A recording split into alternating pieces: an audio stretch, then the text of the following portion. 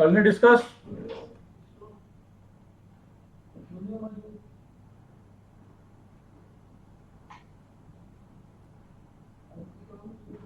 Simple cube and FCC क्या क्या आ रहा है?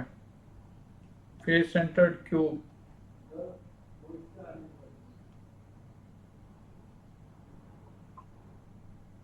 क्यूब क्या क्या आ रहा है? पी और क्यू आ रहा है। पी और क्रिस्टल सिस्टम में क्या है ये? क्रिस्टल सिस्टम ये तो नहीं है। ये अरे तो एस आ रहा है एस। हाँ, ये दोनों क्यूब से ही रिलेटेड है, ऐसा आएगा। दोनों क्यूबिक है ना, सिंपल क्यूबिक भी है, फेस सेंटर। ये तो टाइप ऑफ यूनिट सेल हो गई, बट क्यूबिक यूनिट सेल में तो टाइप होगा ये, है तो दोनों क्यूब ही। ठीक है, तो सेम क्रिस्टल सिस्टम से बिलोंग कर रहे हैं, दो क्रिस्टल सिस्टम नहीं है, 7 क्रिस्टल सिस्टम का पार्ट नहीं है। ठीक है, एक तो पी तो आ ही रहा होगा, A B C and alpha beta gamma. ठीक है, पी और एस। बी का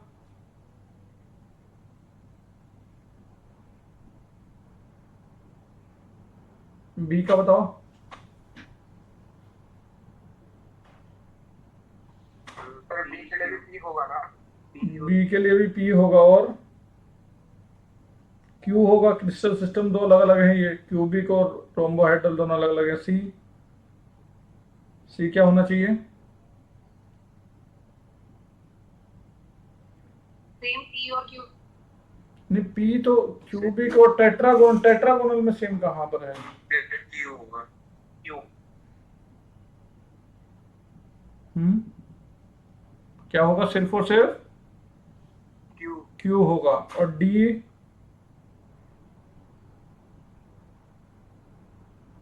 डी आर यू आर दोनों होगा। कौन सा होगा? क्यू और आर होगा आर। क्यू होगा। क्यू तो होगा ही, दो डिफरेंट सिस्टम में, हेक्सागोनल और मोनोक्लिनिक। आर और आर भी एंड ओनली टू जो एंगल है वो कितने हैं? 90 है, तो दैट मीन्स आर भी होगा। देखो एक बार, यही है क्या? यही है क्या? क्लियर? चले आगे। यस। ठीक है, तो लास्ट टाइम हम लोगों ने ये टाइप ऑफ क्रिस्टल सिस्टम तो पढ़ ही लिए थे। ठीक है, उससे पहले हमने टाइप ऑफ यूनिट सेल भी पढ़े थे, जैसे बॉडी सेंटर्ड, फेस सेंटर्ड, ठीक है, एंड सेंटर्ड, कॉर्नर के एटम कितना, कॉर्नर के एटम कितना कंट्रीब्यूट करते हैं एक यूनिट सेल में? 1/8। कितना करते हैं? 1/8। फेस के एटम, 1/2। फेस के एटम कितना करते हैं? That is 1/2। और बॉडी का एटम, 1। Body centre 1। अच्छा, एज पर अगर हो तो कोई, अगर बाकी क्यूब, क्यूब के एज पर बैठा है कोई, तो कितने में होगा? 1/4। कितना होगा? 1/4। ठीक है, 4 कमरों में रहेगा वो। ओके, एज वाला। ठीक है ना, चलो आगे बात करते हैं हम लोग। ठीक है, जो भी हमने क्यूबिक यूनिट सेट की बात करी थी, उसमें हमें क्यूबिक सिस्टम में जो क्यूब की लेंथ होती है उसको एज लेंथ बोलते हैं यहाँ पर। ठीक है, या एज लेंथ ही आई थिंक बोलते होंगे। क्या बोलते हैं क्यूब की लेंथ को? मतलब क्यूब की एक जो साइड होती है उसको क्या बोलते हैं? बोलो। कुछ एच। नहीं, एज ही बोलते हैं। लेंथ को क्या बोलते हैं? लेंथ को एज लेंथ ही बोलते हैं या कुछ और बोलते हैं? एज लेंथ ही बोलते हैं। ठीक है, क्यूबिक सिस्टम का एनालिसिस करने जा रहे हैं हम लोग। हमारे पास 3 टाइप के सिस्टम है। एक तो सिंपल क्यूबिक, जिसमें से कॉर्नर पर एटम होते हैं। एक होता बॉडी सेंटर्ड, जिसमें बॉडी पर भी होता है और कॉर्नर पर भी होता है। और एक क्या होता है? Face centred. ठीक है, तो इन तीनों सिचुएशन में हम लोगों को ये जानना है कि एज लेंथ और एटम के रेडियस में क्या रिलेशन रहेगा। तो लिखो, relation between edge length of unit cell, that is A, and radius, radius मतलब वही एटॉमिक रेडियस। ठीक है, एक मिनट, इसको atomic radius, that is R. ठीक है। सबसे पहला वाला सिचुएशन मैं ले रहा हूं यहाँ पर, ठीक है, वो है हमारा that is simple cubic. Simple cubic, ठीक है।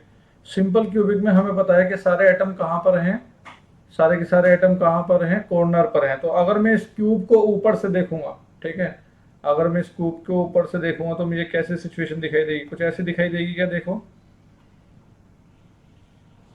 देखो जरा, ये ऊपर वाला सिचुएशन मैं दिखा रहा हूँ, देखो कुछ ऐसा ही नजर आएगा क्या? ये ऊपर वाला फेस नजर आ रहा है मेरे को, और चारों कॉर्नर पर क्या है, एटम्स हैं, दिख रहे हैं। एटम के सेंटर बनाऊं,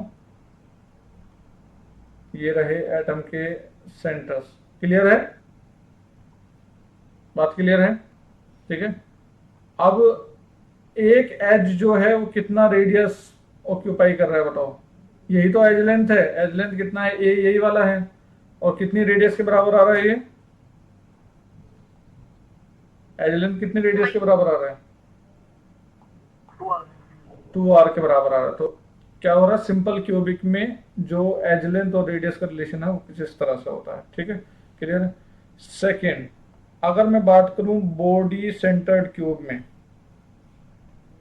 बात कर रहे हैं that is body centred cube, that is BCC. ठीक है, बीसीसी में अगर मैं बात करूं तो सिचुएशन क्या होती है, बॉडी के सेंटर पर भी एक एटम आ जाएगा। ठीक है, तो अगर मैं यहां बनाऊं, जैसे क्यूब भी बना लेते हैं,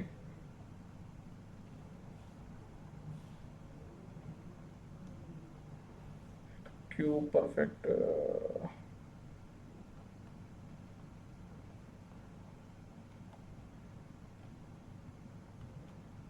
ठीक है, ये क्यूब नजर आ रहा है।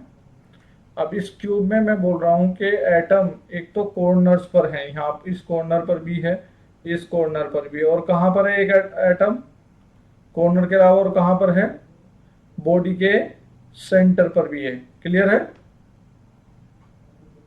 क्लियर है कि नहीं? Yes sir. ठीक है, तो अगर मैं ये वाली डिस्टेंस की बात करूं, ये दिख रही है जो इन तीनों एटम को कनेक्ट कर रही है, अगर ये मेरी एज लेंथ क्या है, ए है, तो मैं ये क्या बना सकता हूं कि ये तीन एटम जो लाइन में बैठ रहे हैं ये कुछ इस तरह के हैं।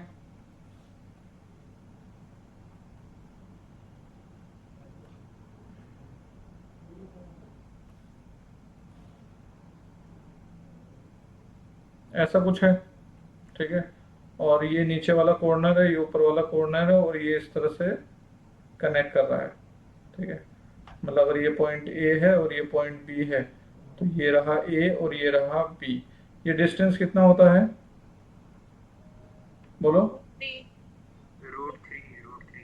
Root 3 times of edge length. Clear है?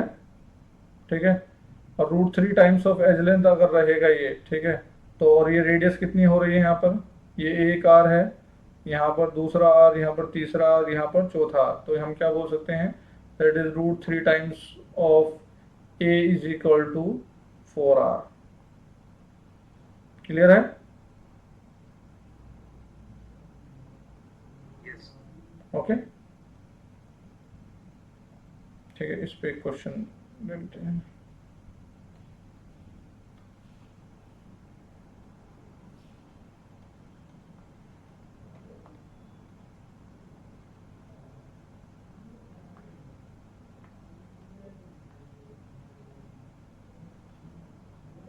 Crystallizes in body centered cubic lattice with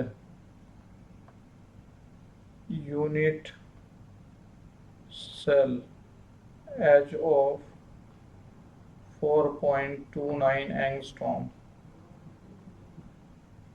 The radius of sodium, the radius of sodium atom is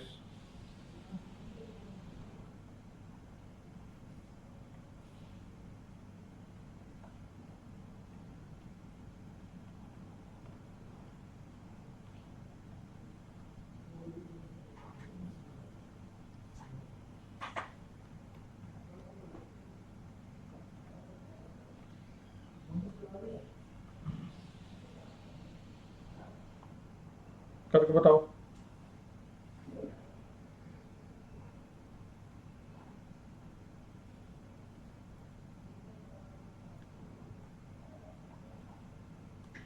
क्या आराम से निकालो।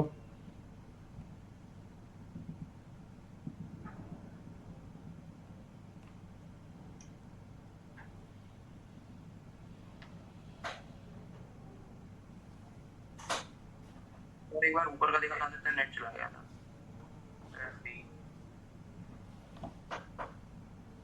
ये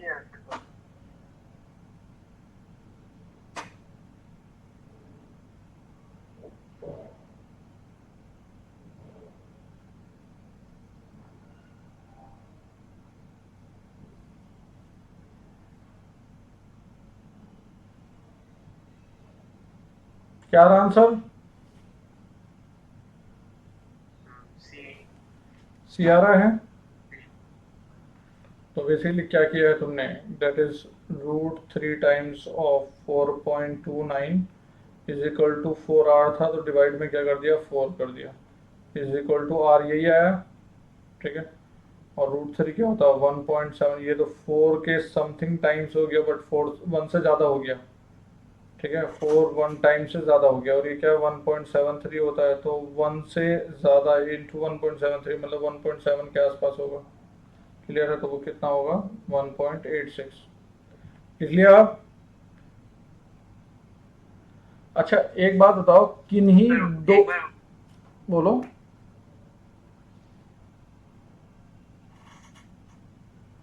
किन, एक बार इससे ऊपर वाले का बस एक बार जल्दी से दिखा दीजिएगा, बस वो अरे शक्ल। भैया, अरे भैया, लो। बस हो।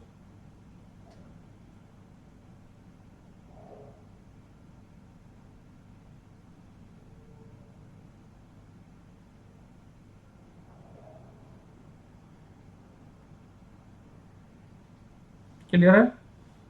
ये सर। ठीक है।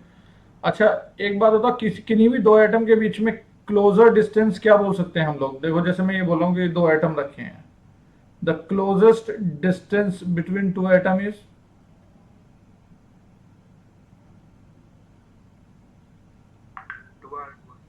हाँ, जो इनके सेंटर के बीच की डिस्टेंस है।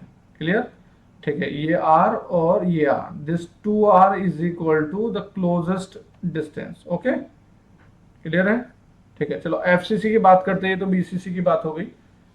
थर्ड वन जो सी है हमारा, ठीक है, वो है that is face centred, face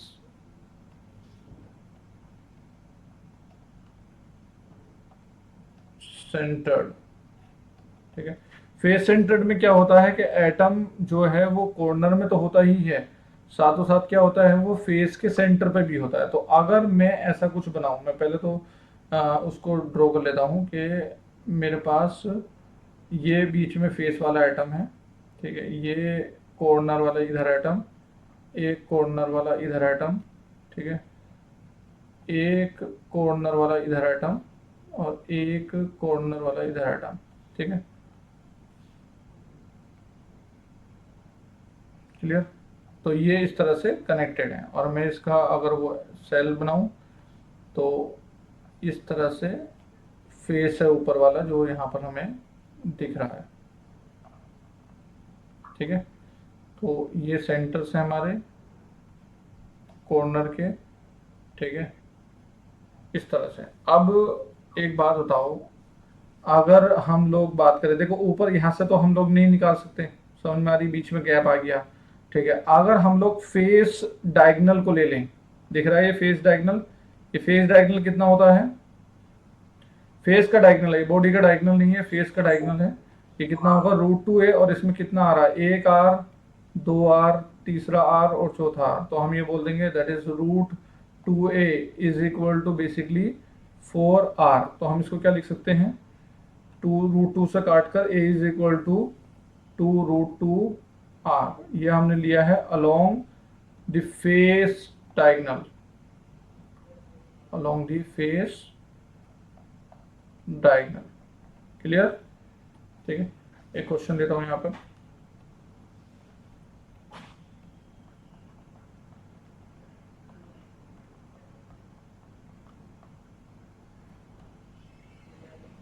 metal crystallizes in face centered cubic structure if the edge length of its unit cell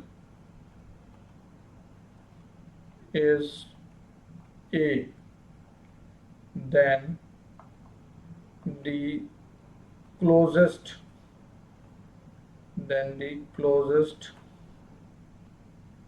approach between two atoms in metallic crystal will be.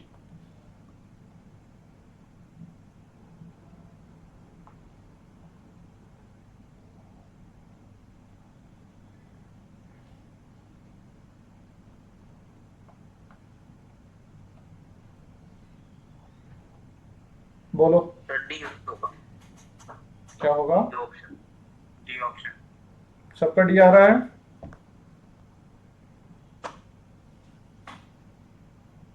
बोलो। Yes sir, yes sir. Clear है? तो basically वो closest distance की बात कर रहा है, ठीक है, एंड वो कितना होगा 2r, और ऊपर से ऊपर वाला formula a is equal to 2√2r से यहाँ से 2r निकालेंगे तो कितना आएगा a/√2, ठीक है। अच्छा, इस 2r को हम लोग नियरेस्ट नेबर डिस्टेंस भी बोल देते हैं। क्या बोल देते हैं? Nearest neighbour distance. अगर कोई क्लोजेस्ट डिस्टेंस बोलता है या नियरेस्ट नेबर डिस्टेंस बोलता है तो दोनों का मतलब क्या है? एक ही है। क्लियर? ओके, चलें आगे। ठीक है। अच्छा, एक क्वेश्चन इस तरह का आता है जिसमें वो बताता है कि एक एटम वहां है, एक एटम कॉर्नर पर, एक एटम फेस सेंटर पर, और बताओ कि ये फॉर्मूला क्या होगा। मतलब फॉर्मूला अगर बनाने बैठे यूनिट सेल के हिसाब से तो वो क्या होना चाहिए, ठीक है। तो एक क्वेश्चन इस तरह का लेते हैं यहाँ पर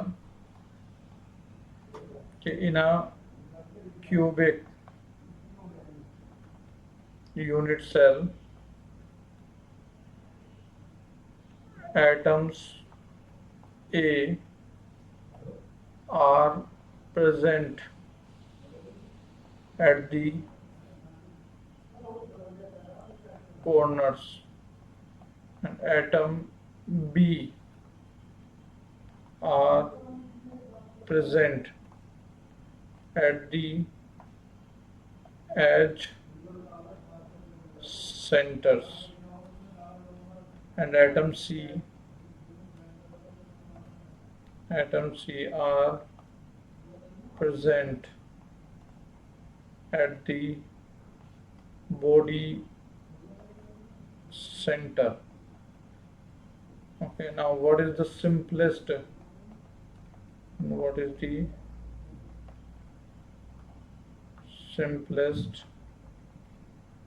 formula of the compound? बोलो, ट्राई करो एक बार।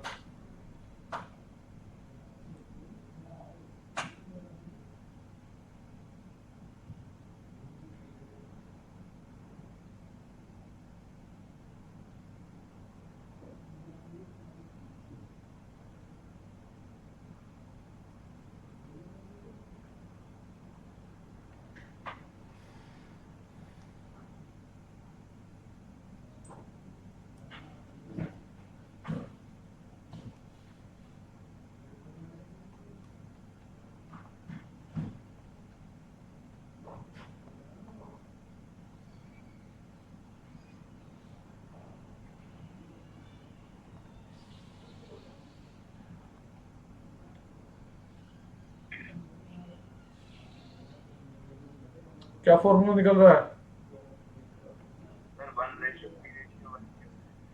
1:3:1, मतलब A/3C। फॉर्मूला पूछा ना, फॉर्मूला। हाँ, AB3C।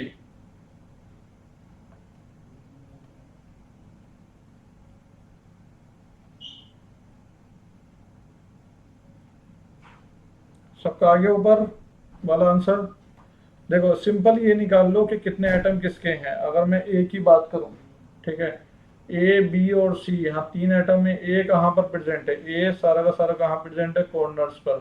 तो कॉर्नर्स पर मतलब 8 into 1/8 that is equal to 1 atom. एक एटम किसका है? ए का। और बी कहाँ प्रेजेंट है? एच के सेंटर पे। एच कितने होते हैं? कितने एज होते हैं क्यूब में? 8 एज होते हैं। एज 12 होते हैं, और एक का कंट्रीब्यूशन कितना है? 1/4। तो कितना हो जाएगा ये? 3 एटम्स हो जाएंगे। ठीक है। सी कहाँ पर प्रेजेंट है? बॉडी के सेंटर पे। तो ये तो पूरा का पूरा क्यूब के अंदर ही होता है। तो ये क्या हो गया? 1 एटम। तो यहाँ से हमारा क्या निकल कर आ गया? That is AB3C। ये है फॉर्मूला। क्लियर? ओके, ठीक है। नेक्स्ट वाला बताओ।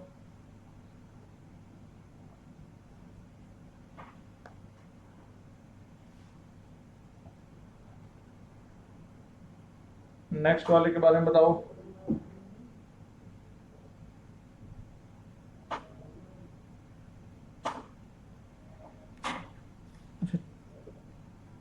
केपीएस वाले लोग ज्वाइन करे कि नहीं करे?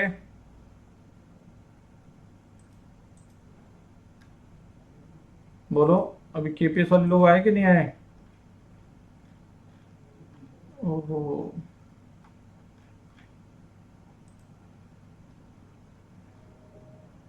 ये बड़ा इशू हो रहा है।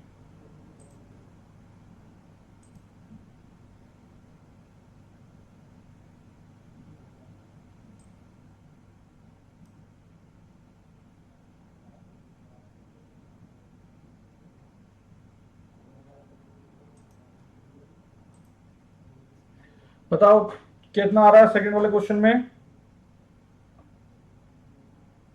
कैसे निकालेंगे? बोलो कैसे? नंबर ऑफ एटम्स निकाल लेंगे। फिर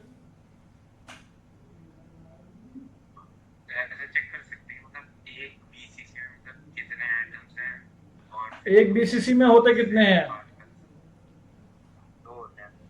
हाँ, बीसीसी में तुम्हें पता है कि एक तो सारे कॉर्नर्स पर होते हैं और एक बॉडी के सेंटर पर होता है। ठीक है, तो कितने एटम होते हैं?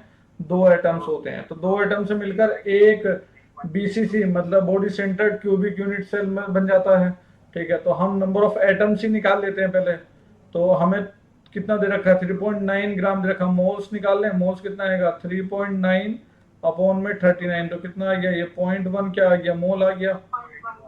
ठीक है, 0.1 मोल आ गया। नंबर ऑफ एटम्स निकाल लेंगे। नंबर ऑफ एटम्स कितने होंगे? That is 0.1 into Na। ठीक है, तो अब क्या नंबर ऑफ बीसीसी निकाल पाएंगे कि नहीं निकाल पाएंगे? Number of BCC is equal to कितना होगा? नंबर ऑफ एटम कितने हैं? 0.1 इंटू Na, और डिवाइडेड में क्या कर देंगे? 2। क्लियर? ठीक है, इसको सिंपल मोल्स के टर्म में भी बोल सकते हैं ना सर ऐसे? नहीं, नंबर्स बताना ना। मोल्स के टर्म में कैसे बोल देंगे? ये ऐसे बोल देंगे ना 0.1/2 मोल्स ऑफ बीसीसी। ना ना, मोल्स ऑफ बीसीसी ना ना,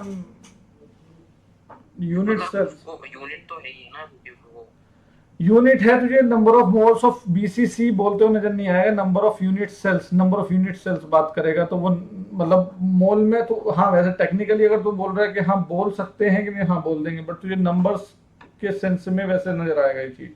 ठीक है, मतलब तुझे एन मल्टीप्लाई करना ही पड़ेगा। मोल्स ऑफ बीसीसी नहीं लिख सकता। ठीक है, चलें आगे। अच्छा, एक चीज होती है पैकिंग फ्रैक्शन। क्या होता है पैकिंग फ्रैक्शन? पैकिंग फ्रैक्शन से क्या मतलब समझते हो तुम? एफिशिएंसी मतलब कितने क्लोजली पैक्ड है या कितना क्लोजली पैक्ड है। हाँ, ठीक है। कुछ कुछ सिचुएशन ऐसी होती है जिसमें बहुत गैप्स रहते हैं। ठीक है, तो वो लूजली पैक्ड होता है। जिसमें कॉम्पैक्ट पैकिंग होती है उसकी पैकिंग फ्रैक्शन ज़्यादा होगी। जैसे अगर क्लास में ज़्यादा बच्चे भर दिए जाएं, ठीक है, तो पैकिंग फ्रैक्शन क्या हो जाता है, ज़्यादा हो जाता है। ठीक है, मतलब कम एरिया में ज़्यादा लोग। ठीक है, तो packing fraction is nothing but the actual volume occupied, क्योंकि ऑक्यूपाइड किसने कर रखा होगा, एटम्स ने। Actual volume occupied divided by volume of unit cell, unit cell के वॉल्यूम से डिवाइड करके, तो उससे पता चल जाता है कि कितना percentage of unit cell occupied है। अगर मुझे ये लिखना हो कि एक्चुअल वॉल्यूम ऑक्यूपाइड, तो मैं कैसे लिख सकता हूँ, एक्चुअल वॉल्यूम ऑक्यूपाइड तो एटम के द्वारा ही है,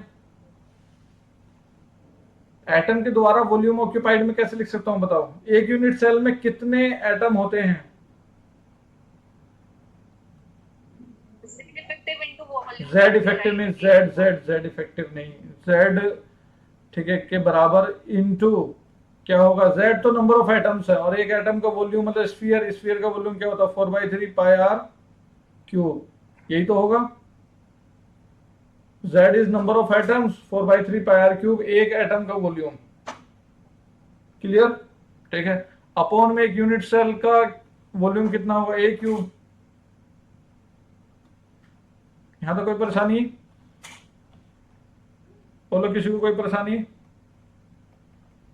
नाउ सिंपल क्यूब में अगर मैं यही बात करूं, ठीक है, सिंपल क्यूब में मुझे पता है कि z इज इक्वल टू क्या है, 1 है, और मुझे a और r के बीच में रिलेशन पता है, that is a is equal to 2r होता है।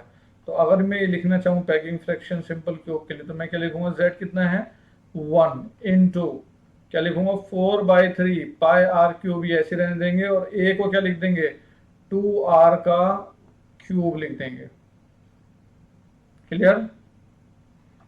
ये कट फिट आ गया, आर का क्यूब नीचे से कट जाएगा। ठीक है, ये निकल कर आता है कट कटाकर, दैट इज π/6, π/6 की वैल्यू होती है 0.52, दैट मीन्स इसका 52% क्या है, ऑक्यूपाइड है, 52% इज ऑक्यूपाइड सिंपल क्यूब में।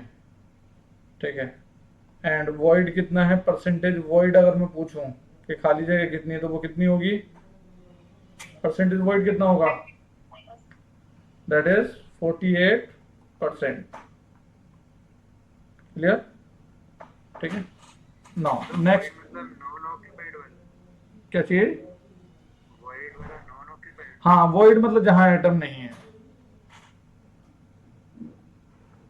ठीक है, नेक्स्ट सिंपल क्यूबिक वाली बात हो गई। नेक्स्ट अगर मैं बात करूं बीसीसी की, बीसीसी वाले केस में हमारे नंबर ऑफ एटम्स कितने होते हैं, z इज इक्वल टू 2 होता है, और r और a के बीच में रिलेशन क्या होता है, √3a इज इक्वल टू क्या होता है 4r होता है। तो मतलब मुझे अगर a लिखना होगा तो मैं क्या लिखूंगा 4r/√3, ये लिखेंगे।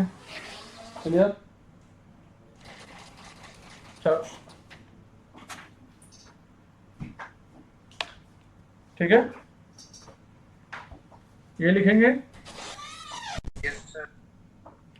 अब नाउ अगर मैं पैकिंग फ्रैक्शन यहाँ पर लिखूं, ठीक है, तो ये क्या आएगा, z कितना है 2, ठीक है, into 4/3 pi R cube, whole divided by क्या लिख सकते हैं, दैट इज 4r/√3 का क्यूब, यही आएगा। ये जब रिजॉल्व करते हैं r से r क्यूब तो कट जाता है, ठीक है, ये बचता है √3 पाई/8, और ये वैल्यू बैठती है दैट इज 0.68 के बराबर। मतलब क्या हो गया 0.68, 68% क्या हो गया, ये दैट इज ऑक्यूपाइड हो गया, एंड परसेंटेज वॉइड इज 32%।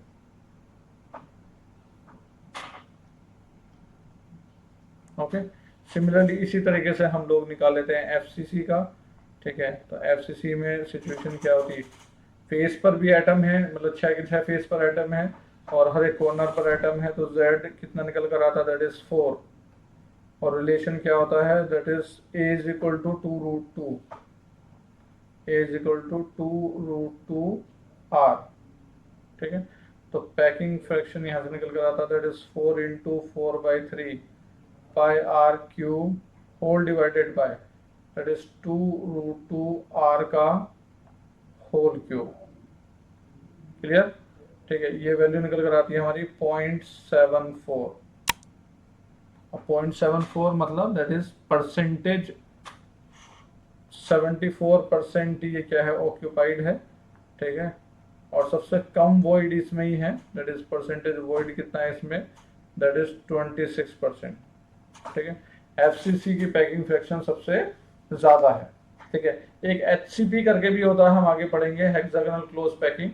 ठीक है, तो वहां भी हम लोग बताएंगे कि पैकिंग फ्रैक्शन इनका क्या होता है, सेम होता है। ठीक है, क्लियर?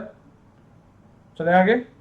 पैकिंग फ्रैक्शन क्लियर हो गया है, कितना कितना है, दैट इज एक का 52% है, एक का 68% है, और एक का 74% है। ठीक है, नाउ नेक्स्ट टर्म आता है इसके अंदर, that is density, density of unit cell, that is density of unit cell.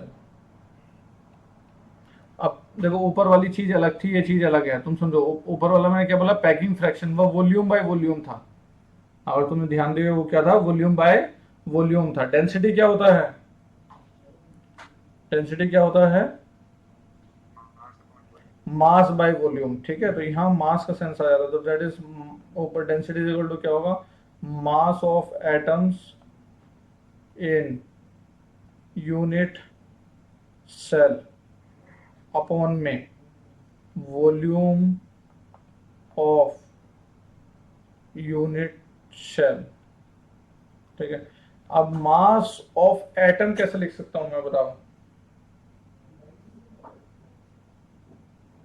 Mass of atoms कैसे लिख सकता हूं, पहले तो मैं नंबर ऑफ एटम्स लिख दूं, जेड है, एक तरफ कर दूं। ठीक है, नंबर ऑफ एटम कितना है, Z into mass of one atom, Z into mass of one atom, और नीचे क्या होगा, volume of unit cell, that is A cube. Mass of one atom कैसे लिख सकता हूं, बताओ, बोलो। एक एटम का मास कैसे लिख सकते हैं, अगर एटॉमिक वेट मतलब पता है, मोलर वेट पता है, तो मुझे अगर मोलर मास पता है एटम का, क्या क्या कर देंगे, हाँ, अगर मोलर वेट पता है, मोलर वेट का नंबर और एटॉमिक वेट का नंबर सेम ही होता है। ठीक है, नंबर तो सेम ही होता है ना, वो ग्राम में होता है, वो एमयू में था, तो एटॉमिक वेट अपॉन क्या हो जाएगा, Na हो जाएगा। ठीक है, और होल डिवाइडेड में क्या हो जाएगा, a cube, that is equal to density. Clear? ठीक है, ये डेंसिटी का फॉर्मूला है। ठीक है, चाहे याद रख लो, चाहे आप इसको उस अकॉर्डिंग भी ड्राइव कर सकते हो। ठीक है, इस डेंसिटी पे क्वेश्चन लेते हैं यहाँ पर।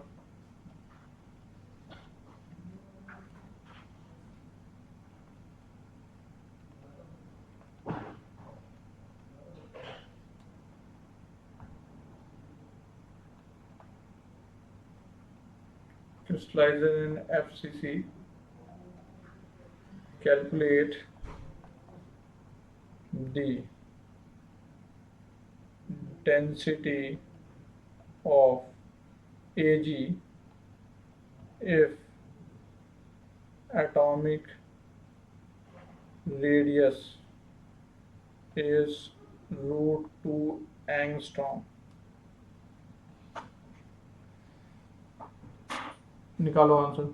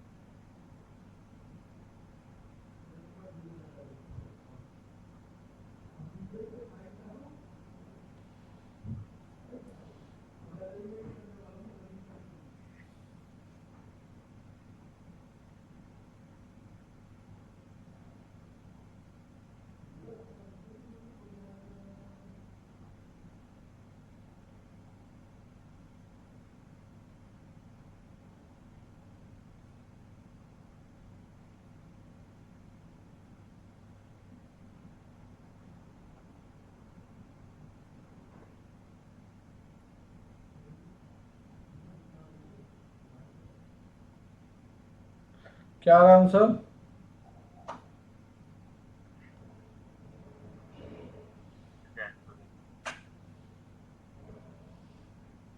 अच्छा, आंसर जो निकालना है ना डेंसिटी का, वो ग्राम पर सेंटीमीटर क्यूब में निकालना है। डेंसिटी का जो आंसर निकालना है वो निकालना है ग्राम पर सेंटीमीटर क्यूब।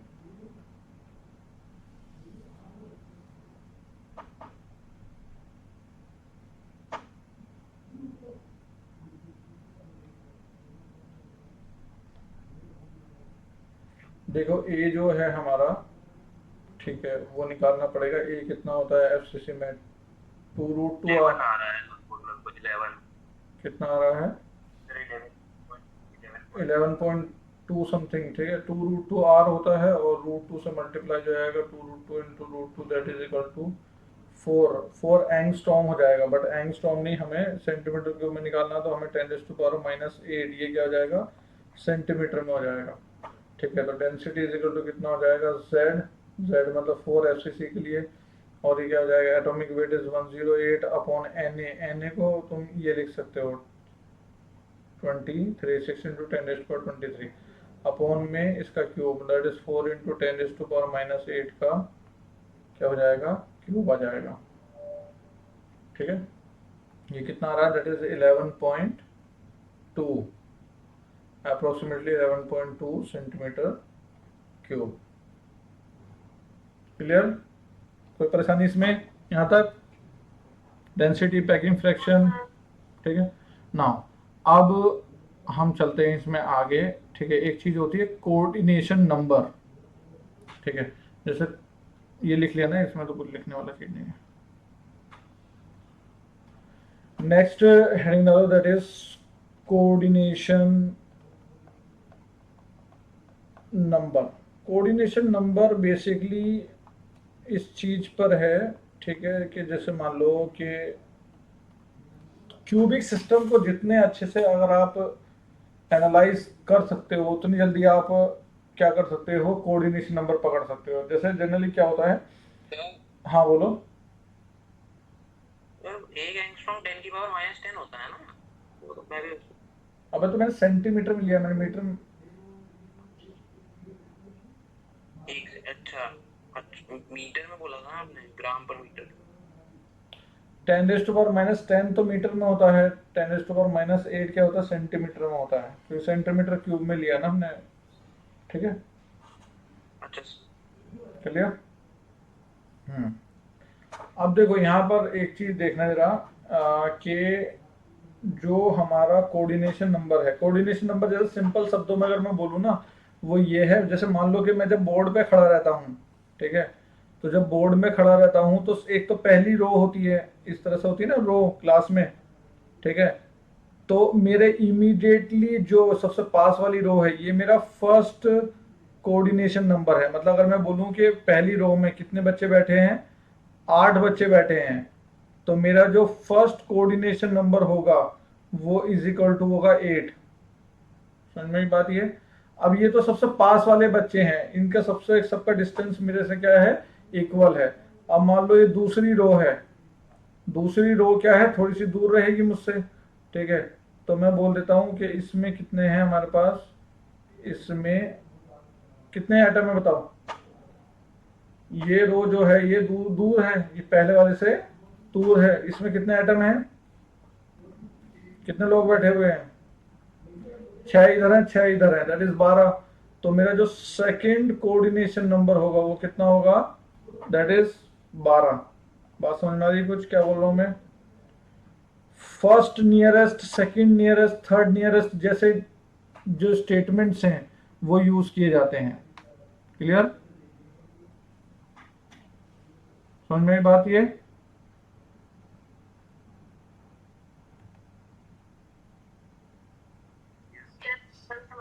क्लियर?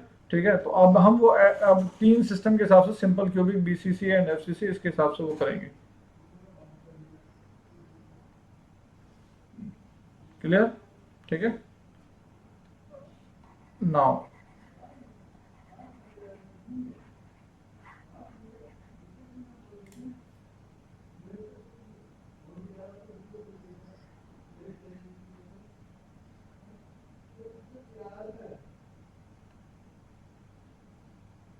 एक मिनट।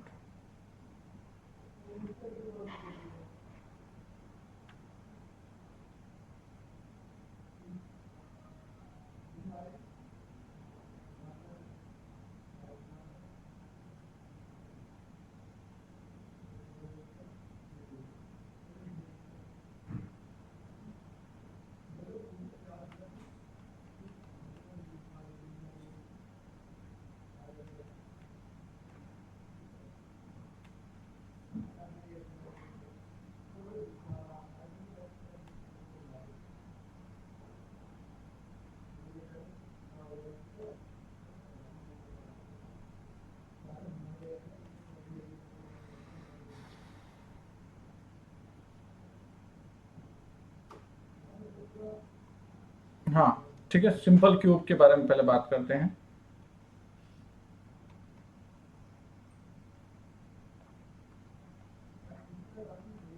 सिंपल क्यूब में एटम सिर्फ कहां पर बैठे हुए होते हैं? सिंपल क्यूब में एटम सिर्फ कहां पर बैठे हुए होते हैं? अच्छा, मैं एक वो बना लेता हूँ, एक सिंपल क्यूब को समझने का। अच्छा, हम तो एक यूनिट सेल को ऑब्जर्व करते हैं, बट यूनिट सेल क्या है? हमारी सबसे छोटी 3D यूनिट है। क्लियर? यूनिट सेल क्या है? हमारी सबसे छोटी 3D यूनिट है, बट एक्चुअल सेंस में तो कहीं ना कहीं कहानी कुछ इस तरह की होगी।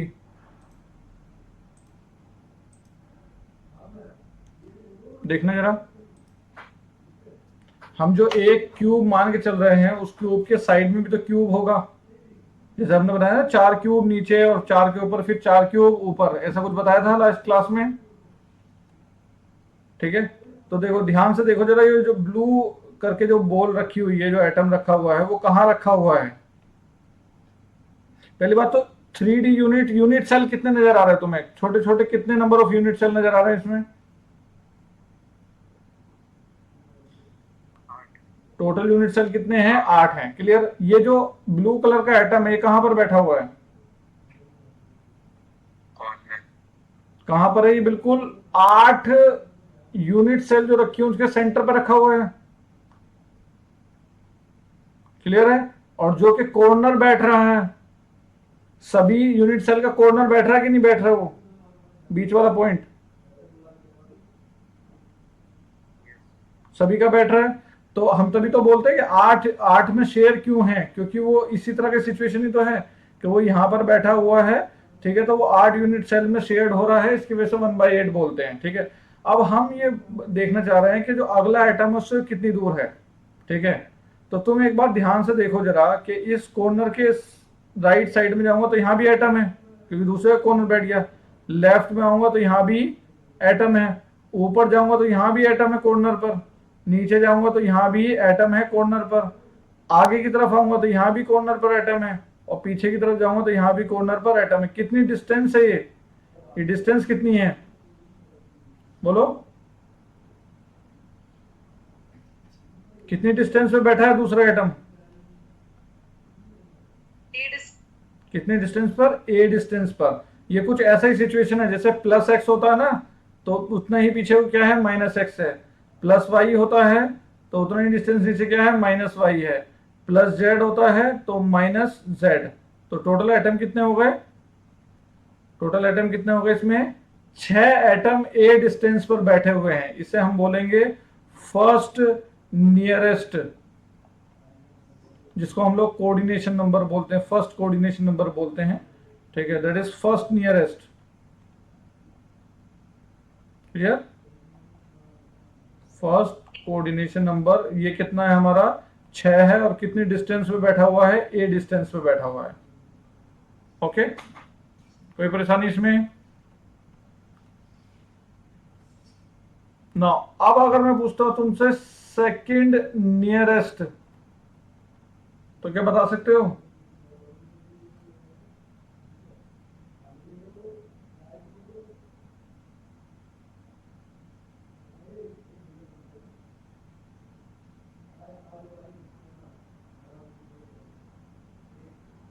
बोलो।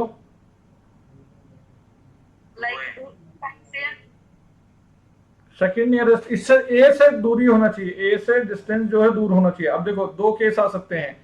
ए से डिस्टेंस तुम फेस के अराउंड भी ले सकते हो। देखो मैं ये बोल रहा हूँ कि अगर मैं एक क्यूब बना रहा हूँ, ठीक है, ध्यान से देखना जरा इस चीज को, ठीक है, तो एक क्यूब में तुमने अगल बगल वाले तो गिन लिए हैं, ठीक है, मैं अगर यहाँ पर बोल रहा हूँ कि यहाँ पर बैठा हुआ एटम था, तुमने यहाँ का तो गिन लिया क्योंकि वो ए डिस्टेंस का था, ठीक है, मैं ये बोल रहा हूँ कि एक एटम ये बैठा हुआ है, जो कितनी डिस्टेंस पर है, ये कितनी डिस्टेंस पर है, √2a डिस्टेंस पर है, और एक एटम यहाँ बैठा हुआ है, वो कितनी डिस्टेंस पर है, कितना है, √3a पर है। पास वाला कौन सा है, √2a वाला। तो सेकंड नियरेस्ट कौन सा होगा, √2a। मतलब अब तुम्हें देख पा रहा है कि अगर इसमें मैं बात करूं, इस वाले केस में जो क्यूब बनाया हुआ है मैंने, ठीक है, इसमें अगर मैं तुमसे बात करता हूं, √2a का ही डिस्कशन यहाँ पे ले रहे हैं, तो √3a वाला हटा देते हैं, ठीक है, तो इसमें एक वाले एज लेंथ में, ठीक है, एक दिख रहा है तुम्हें, एक वाले केस में, ठीक है, ये भी बैठेगा, ये भी ध्यान से देखो, ये भी इतने पे बैठेगा कि नहीं बैठेगा नीचे वाला, और ये इधर वाला जो है ये भी इतने पे ही बैठेगा। दिख रहा है कि नहीं दिख रहा है, यस सर दिख रहा है। ठीक है, मतलब अगर मैं इस बड़े से वाले डायग्राम में अगर मैं बात करूं, तो एक तो ये रहा मेरा, यहाँ ग्रीन की बात कर रहा हूँ, एक तो मेरा यहाँ पर है, ठीक है, फेस डायगोनल के लॉन्ग, एक नीचे गया मैं तो ये यहाँ पर है, ठीक है, और एक अगर मैं फ्रंट साइड पर आ रहा हूँ इधर, तो ये यहाँ पर है, दिख रहा है ग्रीन वाले, ठीक है, ये 3, मतलब एक छोटे से यूनिट सेल में कितने हैं, 3 एटम तुम्हें मिल गए हैं,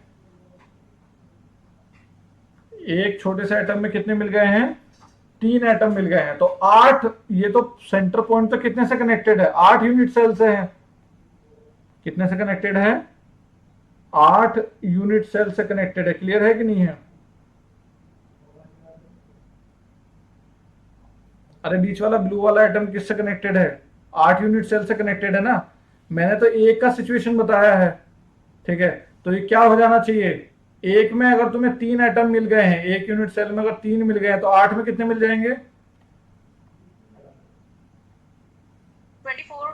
ठीक है, क्या 24 होंगे, या कुछ कॉमन वाला मसला भी है, कॉमन वाला है, कॉमन होगी।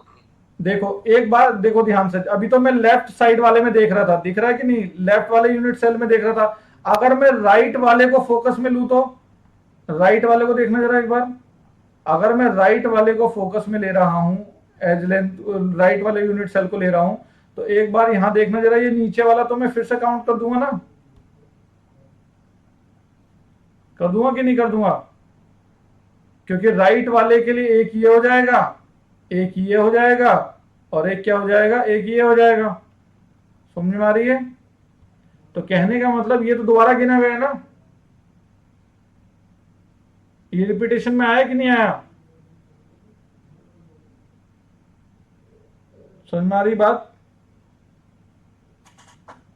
ठीक है, तो कहने का मतलब ये है कि एक फेस जो होती है, एक फेस किसी भी क्यूब की, वो 2 क्यूब में शेड होती है, ये तो पता है, अगर अगल बगल में क्यूब रखे हैं तो जो फेस होती है, फेस वो क्या होती है, 2 क्यूब में शेड होती है, इसलिए जो फेस के थ्रू, जो फेस डायगोनल के थ्रू जो एटम आ रहा है वो 2 में शेड होगा। कहने का मतलब आंसर ये आएगा 8 × 3 तो होना था, बट डिवाइडेड बाय 2 इसलिए होगा क्योंकि वो 2 में 1 गिना जा रहा है, दोनों में वही कॉमन गिना जा रहा है, तो ये निकल के कितना आ जाएगा, दैट इज 12, और ये कितनी डिस्टेंस पर है, √2a डिस्टेंस पर है। ये बात क्लियर है कि नहीं, मुझे बताओ पहले, क्योंकि मैं सबसे ज्यादा काम सिंपल क्यूब पे कर रहा हूं ताकि तुम्हारा दिमाग थोड़ा खुले कि कैसे नियरेस्ट देखने हैं, क्योंकि रट नहीं सकते तुम इनको ज्यादा, ठीक है, थोड़ा सा समझना पड़ेगा। मुझे बता, सेकंड नियरेस्ट वाली बात क्लियर हुई कि नहीं हुई,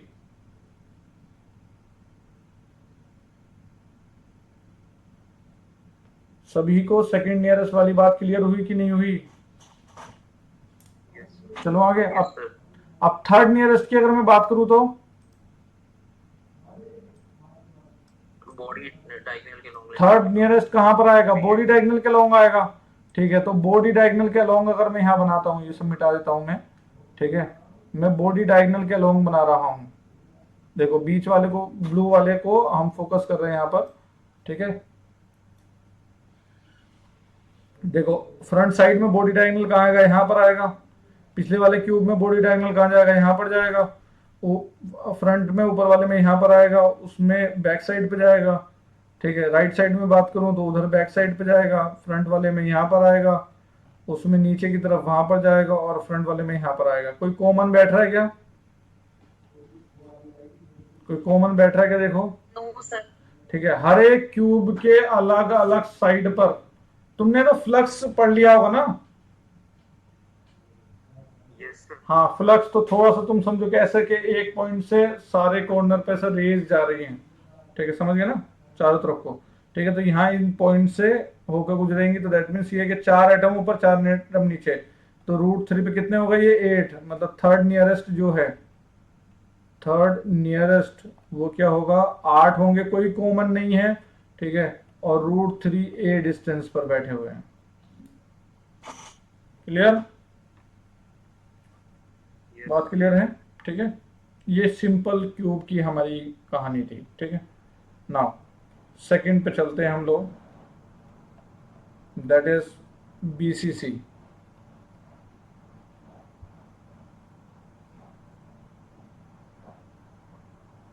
सर ये वाला नंबर तो दूसरे एक और चैप्टर में भी आता है, वहां पे भी सेम ही मीनिंग है इसका।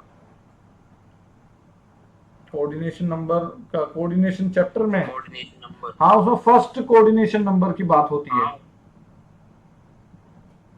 इमीडिएट वाला, जितने बॉन्ड बने होते हैं वही कोऑर्डिनेशन नंबर। जैसे अगर मान लो टेट्राहेड्रल है, टेट्राहेड्रल में क्या होता है, कितने से जुड़ा होता है, कितने से जुड़ा होता है, 4 से जुड़ा होता है, तो इक्वी डिस्टेंट होता है, तो क्या हो गया ये कोऑर्डिनेशन नंबर 4 हो गया।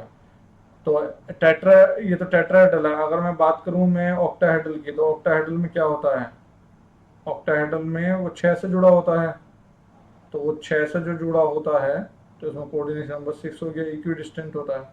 बस वो फर्स्ट नियरेस्ट की ही बात होती है वहां पर, क्योंकि बॉन्ड तो एक ही के साथ बनता है, वहां सेंस अलग सिर्फ एक का ही है, ठीक है। यहाँ कहानी थोड़ी 3D में आगे की तरफ जाती है। चले आगे। BCC में अगर मैं बात करूं, बॉडी सेंटर्ड क्यूब, ठीक है, तो एक बार सोचो जरा बॉडी सेंटर्ड क्यूब के बारे में क्या होना चाहिए। फर्स्ट नियरेस्ट क्या होना चाहिए, 8 होने चाहिए। फर्स्ट नियरेस्ट होगा कहाँ पे, पहले तो ये बताओ। बॉडी सेंटर पे ही हो जाएगा। हाँ। नहीं, बॉडी सेंटर को किससे रिलेट करा रही हो तो बताओ। लो बॉडी सेंटर में मेरा एटम रखा हुआ, करेंगे तो √3a/2 डिस्टेंस होगी, तो वो a से भी कम हुई, तो फर्स्ट नियरेस्ट हुई, बीच वाला हो गया। क्या हो गया, ये बॉडी सेंटर पे रखा हुआ है, बॉडी सेंटर सेंटर पे बैठा हुआ, और कॉर्नर्स में एटम रखे हुए हैं, ये बात क्लियर है, ठीक है। तो सबसे पास वाला कौन सा होगा, सबसे पास वाला कौन सा होगा, ये कॉर्नर वाला ही होगा। कॉर्नर वाला कितना था, ये पूरा तो √3 था, तो अब क्या आ गया √3a/2, यही तो होगा, यही होगा कि नहीं होगा, यस सर। ठीक है। और ऐसे कितने एटम है, हर एक कॉर्नर वाला इतनी डिस्टेंस पर है, तो हर एक कॉर्नर वाले कितने हो जाएंगे, 8 हो जाएंगे, ठीक है। और डिस्टेंस कितना हो जाएगा, √3a/2 हो जाएगा। क्लियर, बात क्लियर है, ठीक है। सेकंड, ये तो √3a वाला हो गया। अब अगला को इससे दूर दूर वाला कौन सा हो सकता है,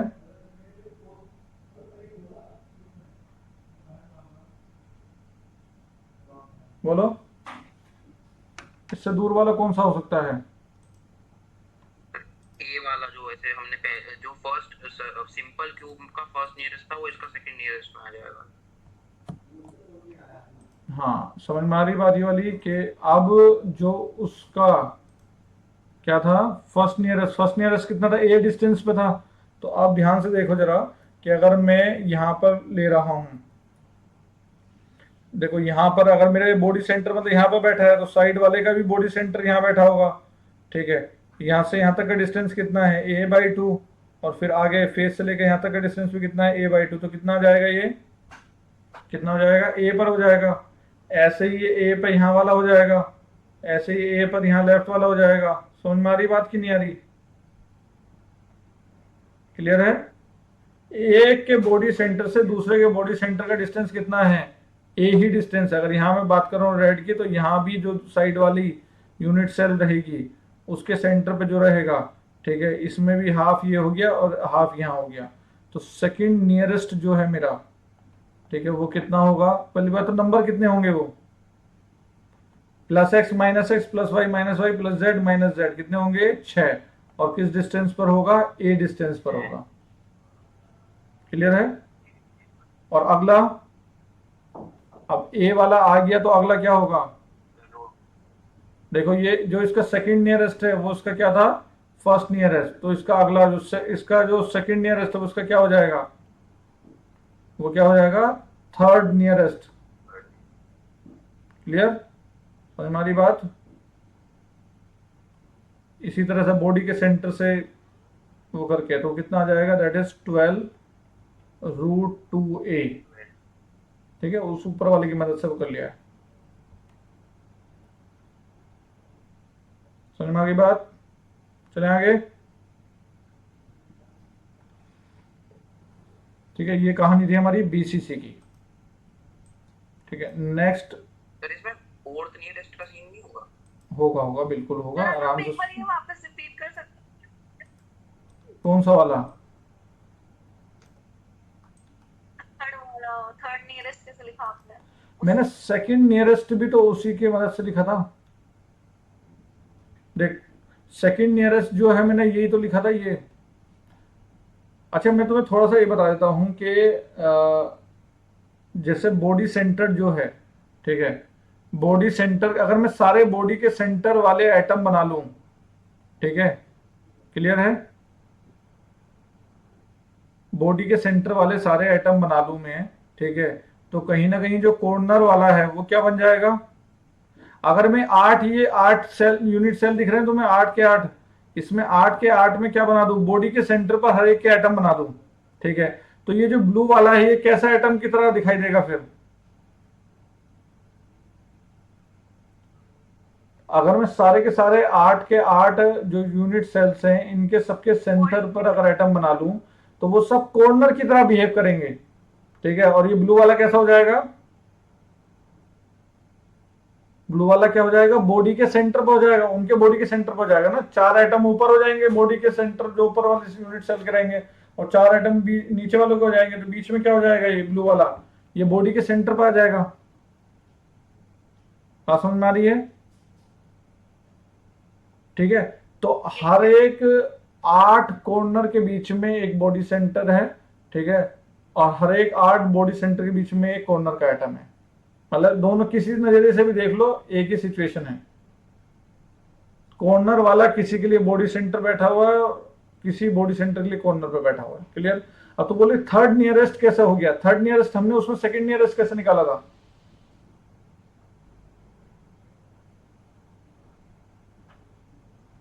बोलो।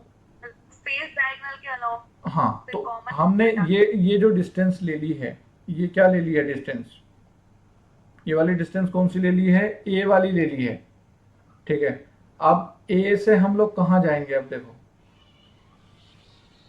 ए से हमें अब √2a पे जाना है, तो √2a यहां से कैसे जाएंगे बताओ? अब ये समझ, ये पहली बात तो ये बात समझ में आ गई ना मैंने क्या बोला? ये ऊपर वाली बात समझ में आई कि बॉडी का सेंटर, मतलब जो बॉडी का सेंटर है वो कहीं ना कहीं कॉर्नर पे भी बिहेव कर रहा है कहीं ना कहीं। बात समझ में आई थी?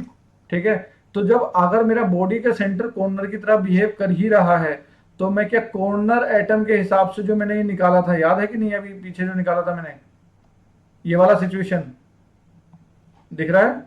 यस ये मैंने कॉर्नर एटम से तो निकाला था।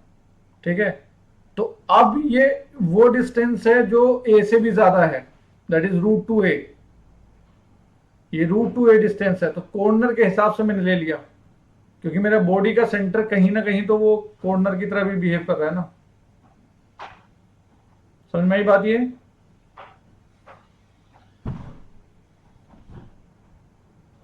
मतलब ये ले थोड़ा थोड़ा सा ये इस तरह से देख लेते, इस तरह से देख, ठीक है।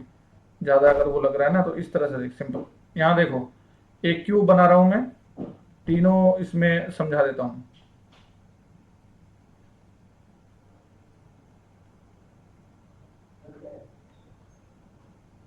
देखो, इस एटम को फोकस करो, इस एटम को, ये दिख रहा है एटम, ये वाला,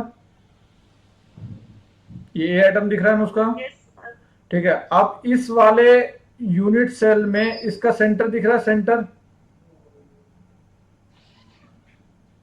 दिख रहा है, बॉडी का सेंटर, बॉडी सेंटर दिख रहा है, ठीक है। और अगर मैं यहाँ बड़े से वाले में लूं, बड़े वाले में देख यहाँ पर ध्यान से, ठीक है। ये जो ए है, जो ब्लू वाला है, ये मेरा ए है। देखिए ये सिचुएशन जो मैंने यहाँ ए बनाई ना, यही मेरा ब्लू वाला ए है, ठीक है। अब तुझे 8 यूनिट सेल दिख रहे हैं, 8 यूनिट सेल के सबके सेंटर पे बना सकती है,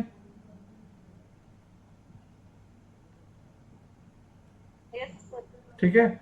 सबके सेंटर पे जब तू बना रही है, ठीक है, तो ये डिस्टेंस, ये वाली डिस्टेंस कितनी है, दैट इज √3a/2, यही तो है।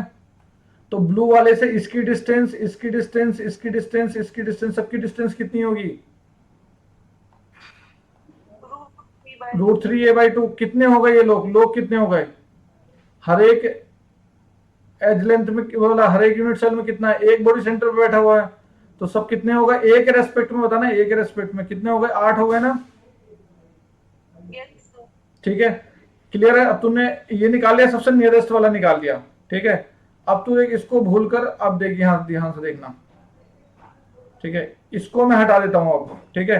ये तो मेरा सबसे पास वाला बॉडी सेंटर वाला हो गया।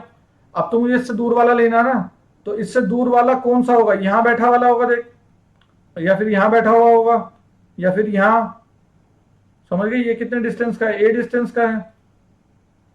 अगर मैं इसके अंदर दिखाऊं तुझे, ठीक है, तो ये तो मैंने ले लिया √3a/2 वाला। अब अगला कौन सा होगा, अगला तो यही वाला होगा ना, ये वाला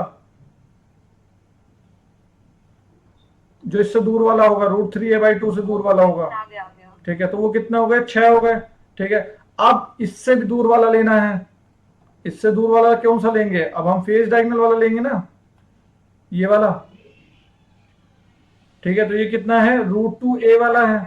और ये वही वाला सिचुएशन हो गया जैसे यहां करा था हमने, देख ऊपर ऊपर हमने यही तो किया था कि √2a वाले सारे जो थे, ये 8 × 3/2 जो किया था हमने 12, वो ये वाला हो गया। क्लियर, ठीक है। नाउ नेक्स्ट एफसीसी के अंदर बात करते हैं।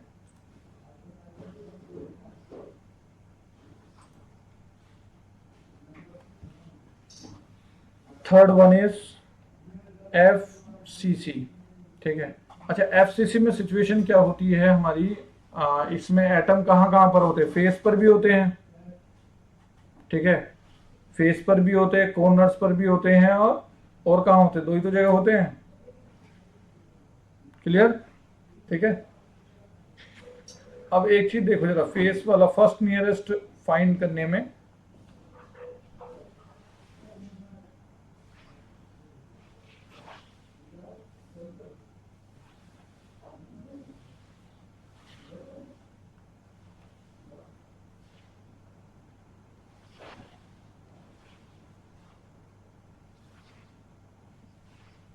देखो ये बेस है मेरा, जैसे मान लो रूम है ना, रूम, ठीक है। रूम का क्या है, ये बेस है, ठीक है। और रूम के बेस पर ही मेरा बीच में कहा कौन बैठा है, ये मतलब फ्लोर पर कौन बैठा है, बीच में फेस के सेंटर पे बैठा है। क्लियर है, समझ में आ गई बात ये।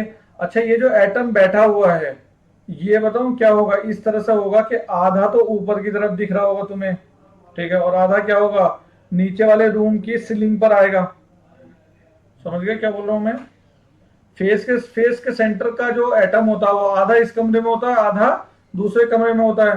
तो अगर मैं फ्लोर वाले एटम की बात कर रहा हूं, तो मेरा पूरे एटम में आधा जो होगा वो कहाँ होगा, ऊपर वाले फ्लोर में होगा, मतलब ऊपर के फ्लोर पर होगा, और आधा कहाँ होगा, नीचे वाले सीलिंग पर होगा। ये बात समझ में आ रही कि नहीं आ रही है,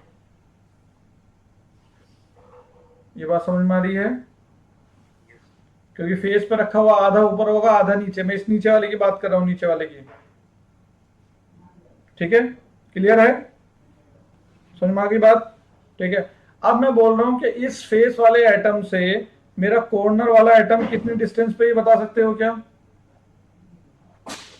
फेस वाले से कॉर्नर वाला कितनी डिस्टेंस पे, ये बता सकते हो क्या? 1 a by root 2 कितना है ये फेस डायगोनल के लॉन्ग? फेस डायगोनल के लॉन्ग का क्या है? दैट इज a/√2 डिस्टेंस पर है। तो a/√2 डिस्टेंस पर नीचे वाले फ्लोर के चारों पॉइंट आ जाएंगे। ये बात क्लियर हो गई? 4 एटम आ गए ना a/√2 पर। क्लियर है?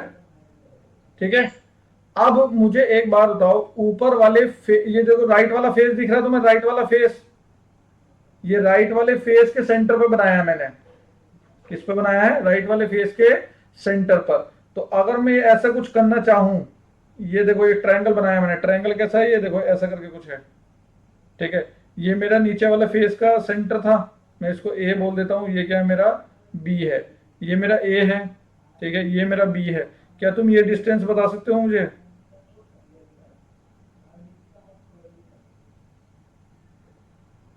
मेरी एज लेंथ ए है,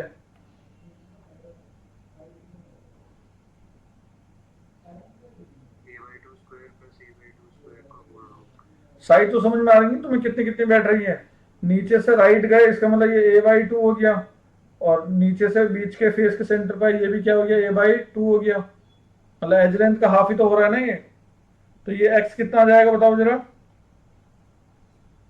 a/√2 कितना आ गया? ये a भी a/√2 आ गया, ये भी a/√2 आ गया, मतलब ये भी उतने डिस्टेंस पर आ गया। एक बात बताओ, अगर ये फेस के सेंटर वाला इतने डिस्टेंस पर आ गया है, तो तुम्हें नहीं लगता कि लेफ्ट वाले फेस के सेंटर वाला भी इतने डिस्टेंस पर होगा? फ्रंट वाला जो फेस है जो तुम्हारी तरफ आ रहा है, इसके सेंटर पे भी इस पे ही होगा, और बैक वाला फेस नजर आ रहा है, उसके सेंटर वाला भी इसी डिस्टेंस पर होगा। समझ में आ रहे हो? नीचे से जो फेस है, नीचे वाला जो फ्लोर है, उससे जो 4 वॉल खड़ी हुई है, 4 वॉल दिख रही है नीचे बेस वाले से, 4 वॉल जो खड़ी हुई हैं, उनके जो फेस के सेंटर का डिस्टेंस है, एटम के बीच का डिस्टेंस, वो तो a/√2 ही है। तो मुझे 4 एटम और मिल गए। दिख रहे हैं कि नहीं दिख रहे हैं? यस सर, दिख रहा है। ठीक है, a/√2 यहां मिल गया, तो a/√2 यहां भी मिल गया है। ठीक है, क्लियर? अब एक बात बताओ, मैंने ये बात बोली थी कि ये आधा एटम कहाँ है? फ्लोर के ऊपर है, और आधा एटम कहाँ है? फ्लोर के नीचे है। ठीक है, तो एक बात बताओ, ये जो फ्लोर के नीचे वाला है, मतलब इससे नीचे वाली यूनिट सेल में बात कर रहा हूं मैं। किससे बात कर रहा हूं मैं? नीचे वाली यूनिट सेल में। नीचे वाली यूनिट सेल का अगर मैं फेस का एटम लूंगा, दिख रहा है नीचे वाली यूनिट सेल का फेस का एटम, तो अगर मैं ये डिस्टेंस पूछता हूं तुमसे, ये वाली जो मैंने खींची है, इसका डिस्टेंस बता सकते हो मुझे क्या होगा? a/√2 ये भी क्या होगा? जब नीचे से ऊपर वाला a/√2 है, तो नीचे वाला भी क्या होगा? a/√2। और ऐसे कितने लोग होंगे? ऐसे ही इस वाली फेस पे भी होगा, लेफ्ट वाली फेस पे भी होगा, और पीछे वाली फेस पे भी होगा। तो 4 कौन से हो गए? ये वाले आ गए। ये सब के सब कितने हैं? a/√2। टोटल मिला के कितना हो गया? 12। This is first coordination number. कहने का मतलब सिंपल शब्दों में अगर मैं समझाऊं, तो एक फ्लोर वाला एटम, 4 कॉर्नर, फ्लोर वाला जो एटम है फेस वाला, 4 कॉर्नर उसके a/2 डिस्टेंस पर है, ऊपर वाली चारों वॉल के एटम भी a/2 डिस्टेंस पर है, और नीचे वाले फ्लोर के रूम के वॉल वाले सेंटर वाले जो हैं, वो भी उससे a/2 डिस्टेंस पर है। समझ में आई बात? ये यस क्लियर है? ठीक है, this is first coordination number. ठीक है, अच्छा एक एक्सरसाइज में तुम्हें दे रहा हूं, मैं बता दे रहा हूं, अगली बार मुझे समझाना। ठीक है, कि सेकंड कोऑर्डिनेशन नंबर और ये कैसा है, मतलब मैं लिख दे रहा हूं सेकंड नियरेस्ट जो है, सेकंड कोऑर्डिनेशन सेकंड नियरेस्ट वो होता है 6, और वो a डिस्टेंस पर होता है, और इसमें ज्यादा दिक्कत नहीं आएगी सेकंड वाले में। थर्ड में तुम्हें बता रहा हूं कि 24 होते हैं, और वो √1.5 a पर होते हैं। ठीक है, आराम से सोचना रूम में बैठकर, ठीक है, कि ये कौन से 24 हैं जो 1.5 उस पर आ रहे हैं। ठीक है, ये 2 काम थोड़ा एनालाइज करने के लिए दिमाग चलाना पड़ेगा। बिना दिमाग चलाए जो है वो कोऑर्डिनेशन नंबर नहीं पकड़ में आता है। सबसे अच्छा तरीका यही होता है कि जिस रूम में बैठे हो, क्योंकि एग्जाम भी किसी रूम में ही बैठ के दोगे, ठीक है, तो कोऑर्डिनेशन नंबर का आइडिया आपको रूम से पता चल जाता है, क्योंकि रूम से कॉर्नर्स हैं, रूम के एज हैं, ठीक है, रूम से बहुत अच्छा क्यूब का एनालिसिस हो जाता है। चले आगे, क्लियर? ठीक है, तो ये नियरेस्ट एटम का आइडिया मैंने तुम्हें दे दिया कि कैसे तुम लोग दिमाग चला सकते हो, ठीक है। ओके, नाउ आगे चलते हैं। इसमें आगे बात आती है क्यूब के अंदर ना सिमेट्रिकल एलिमेंट का डिस्कशन होता है, ठीक है। जैसे तुम जानते भी हो, प्लेन ऑफ सिमेट्री जानते हो तुम, पीओएस, एक्सिस ऑफ सिमेट्री होती है, सेंटर ऑफ सिमेट्री होती है, तो इन, बोलो बोलो। एक छोटा सा डाउट था इसमें, ऐसा कुछ है क्या कोऑर्डिनेशन नंबर में कि अगर एक एक्सिस पे 3 4 हो तो हमें पास वाले लेना है और बाकी सबको हमें रिजेक्ट करना है, कभी लेना ही नहीं? नहीं नहीं, पहले जब फर्स्ट नियरेस्ट की बात आएंगे तो उसको लेंगे जो पास वाला है, सेकंड नियरेस्ट की बात होगी तो तो जैसे अगर अगर ऐसा ही था तो फिर हम लोग ने मतलब बॉडी सेंटर्ड वाले में हमने केस छोड़ा था, वो मतलब फोर्थ नियरेस्ट एग्जिस्ट करेगा उसमें भी, या तो करना तो नहीं चाहिए क्योंकि है नहीं टॉपिक पे क्यों नहीं करेगा, अगले वाला क्यों नहीं करेगा? उसमें जैसे बॉडी डायगोनल वाला था वो नहीं लिया। अरे फोर्थ उसको इस देख, जब फर्स्ट नियरेस्ट के बाद सेकंड नियरेस्ट में जा रहा था तो फर्स्ट वाले को इग्नोर करके तो जा रहा था। हाँ लेकिन वो एक्सिस पे नहीं थे ना एक दूसरे की, वो एक्सिस पे है फोर्थ हाँ हाँ, तो उसको इग्नोर करके अगले पे जाएगा ना। अच्छा तो मतलब हो सकता है आगे भी अगर हाँ हाँ, फर्दर फर्दर बिल्कुल हो सकते हैं, बिल्कुल कोई टेंशन नहीं। Okay sir. हम्म, और सर इसका ये जो थर्ड नियरेस्ट है वो वाला होगा ना कि एक फेस जो आपने लिया है एडजेसेंट वाला और एक कॉर्नर, जैसे ये अगर बोले तो कि ये जो आपने फेस लिया है इस वाले अपने अपने डायग्राम बनाया ये वाला फेस और जो ऊपर में कॉर्नर बना ये वाला उसी का आ रहा है रूट 3, ये जो आपने हाँ पकड़ लिया है तुमने, पकड़ लिया, ठीक है, अच्छे से ऐसे मैं समझ गया। वो पाइथागोरस थ्योरम लगा कि हाँ, पाइथागोरस थ्योरम लगा के, हाँ हाँ। बस नंबर तुमने डिस्टेंस तो निकाल लिया, नंबर बस 24 क्यों है वो थोड़ा सा सोचना पड़ेगा फिर, ठीक है। चलो इसमें नेक्स्ट लिखा जाए, that is elements of symmetry in cube.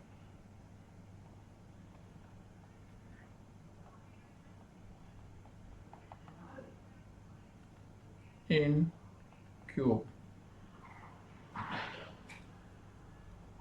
Basically 23 elements of symmetry होती हैं क्यूब में, ठीक है, उनकी बात बेसिकली हम लोग करने जा रहे हैं, ठीक है। तो एलिमेंट्स क्या होते हैं? एन इमेजिनरी प्लेन या तो पॉइंट या तो axis about which molecules show similarities is known as elements of symmetry.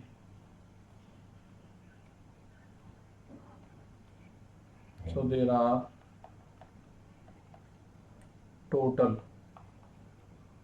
23 elements of symmetry present in cube. मैं 23 के 23 दिखाऊंगा मैं, ठीक है। सबसे पहले मैं बात करना चाहूँगा प्लेन ऑफ सिमेट्री के बारे में। प्लेन ऑफ सिमेट्री से तुम क्या जानते हो? ऑर्गेनिक में हमने बात कर चुके हैं। प्लेन ऑफ सिमेट्री टोटल 9 होती है वैसे प्लेन ऑफ सिमेट्री। काट फीट करके देखते हैं, याद है कि नहीं है? ठीक है, थैंक यू।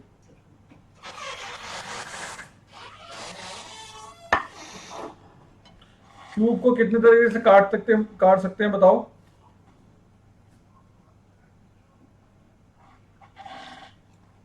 हम्म, 3 तरीके से काट सकते होंगे ना?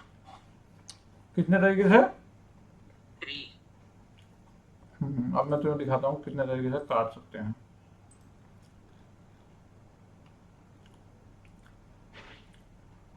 ये कौन कलाकार है जिसके वो आ रहे हैं?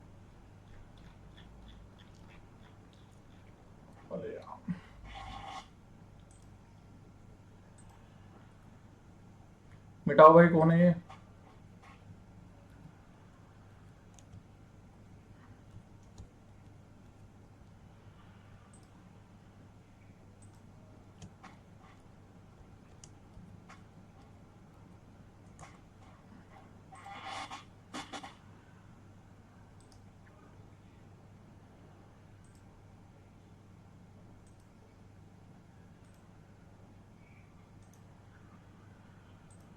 कौन है भाई साहब ये, किलम काटी क्यों कर रखी है इस पर।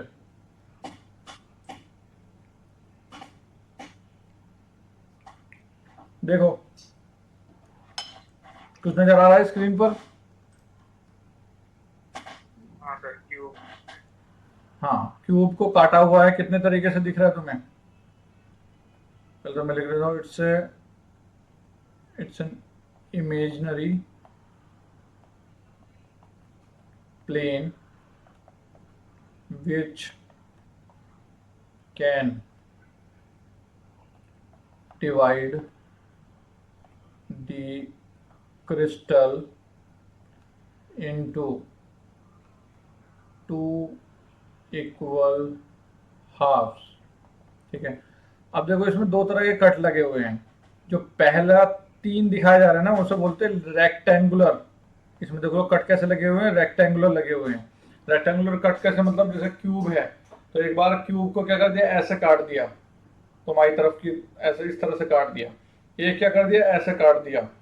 ठीक है, और एक क्या कर दिया, क्यूब को रख के बीच में से काट दिया, मतलब हर एक फेस की साइड से जो है वो कट कर दिया। तो उसे क्या बोलते हैं, रेक्टेंगुलर प्लेन ऑफ सिमेट्री। और नीचे वाले जो 6 हैं ये, ठीक है, ये रेक्टेंगुलर कितने हैं, 3 हैं। ये जो नीचे वाले 6 हैं दिखाई दे रहे हैं, ठीक है, इसमें क्या करा है, डायगोनल के थ्रू गए हैं।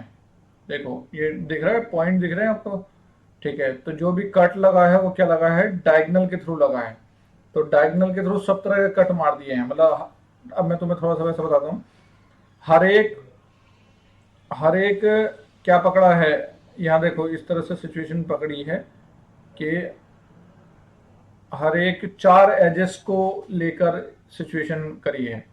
तो मुझे ये बताओ 12C4 क्या होता है, बोलो। कॉम्बिनेशन वाला? हाँ,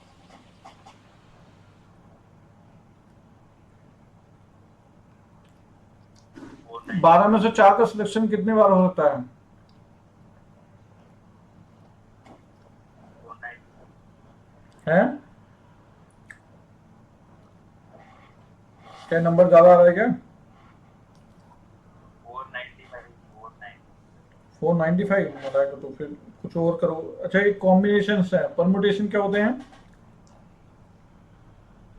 मतलब इन्हें अरेंज भी किया होगा फिर। ये तो अरेंज वाला चीज, मुझे मुझे 12 में से 4 के सिलेक्शन करने हैं,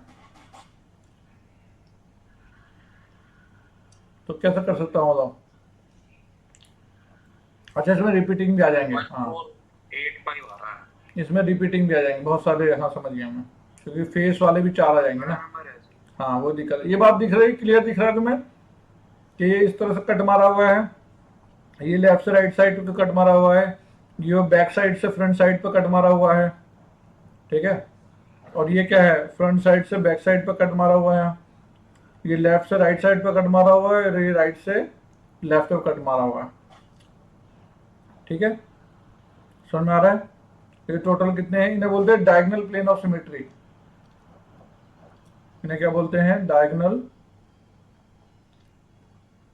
प्लेन ऑफ सिमेट्री। ठीक है, ये टोटल कितने होते हैं, 6 होते हैं।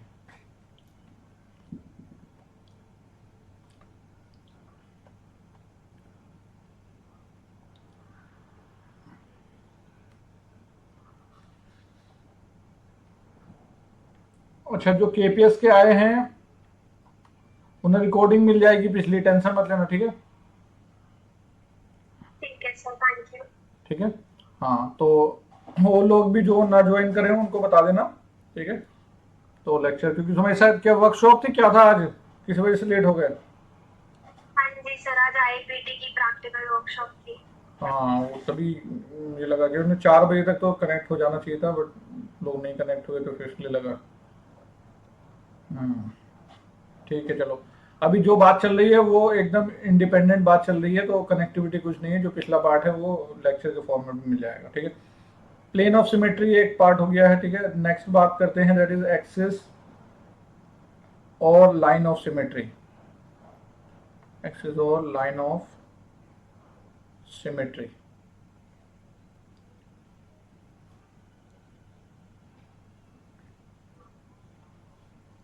इसमें लिखो, it's an imaginary line or axis about which the crystal is rotated so that it present the same appearance more than once in a rotation of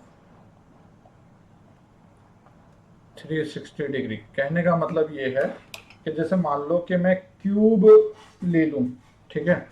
मैं ऐसा क्यूब ले लूं और क्यूब के ऊपर साइड पे, ऊपर वाले फेस के सेंटर से ना मैं एक स्टिक जो है वो पास कर दूं।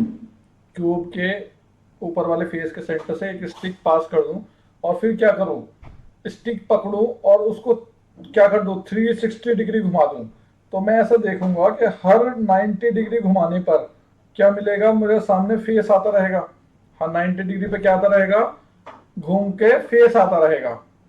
और हर फेस, तुम्हें पता है क्यूब में सारे फेस आइडेंटिकल हैं, तो अगर हर 90 डिग्री पर फेस आ रहा है तो बताओ 360 पे कितनी बार रोटेट कर जाएगा वो, 360 पे कितनी बार रोटेट कर जाएगा अगर हर 90 डिग्री पर वो फेस रिपीट कर जा रहा है तो? बोलो, हर 90 डिग्री पर अगर फेस रिपीट कर जा रहा है तो 360 डिग्री में कितनी बार रीअपियर कर जाएगा? 4 बार। 4। ठीक है, 4 बार। तो इसे इसलिए क्या होता है, जो फेस के थ्रू जो पास होती है, ठीक है, उसको हम लोग C4 बोलते हैं, ठीक है।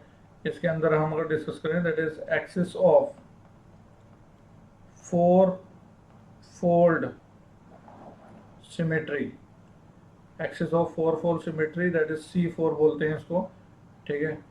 और ये दिखता कैसा है, जैसे मैंने वीडियो में बताया, ठीक है, कि मान लो जैसे क्यूब है ये, ठीक है, और क्यूब में मैंने एक एक्सिस पास की, ठीक है, ये ऊपर सेंटर से मैंने एक एक्सिस पास करी और मैं इसको रोटेट कर रहा हूँ, ठीक है। तो एक्सिस को रोटेट कर रहा हूँ, तो ये फेस जो देख मैं बोल रहा हूँ, ये फेस जो आपके सामने आ रहा है, ये आपको हर 90 डिग्री पे आता दिखेगा, ठीक है। तो हमारा क्या हो जाएगा, अच्छा, ये एक इस फेस से पास कर दिया, ऊपर वाले और नीचे वाले फेस से मैंने पास कर दिया। जरूरी थोड़ी कि मैं इस फेस से ही पास कर सकता हूँ, मैं किन किन फेस से पास कर सकता हूँ, ये तो मैंने टॉप टू बॉटम वाले फेस लिए हैं, ठीक है। ऐसे ही लेफ्ट और राइट वाले फेस भी जाएंगे, ऐसे ही फ्रंट और बैक वाले फेस भी जाएंगे। तो टोटल फेसेस कितने होते हैं, टोटल फेसेस कितने होते हैं हमारे 6। तो हमारी टोटल C4 एक्सेस कितनी हो जाएंगी, that is pair of opposite faces, वो कितने हो जाएंगे, 3। तो इसलिए C4 एक्सिस ऑफ सिमेट्री कितने होते हैं, 3। और ये किसके रोटेशन पर होते हैं, थीटा एंगल के रोटेशन पर होते हैं। बात क्लियर, ठीक है।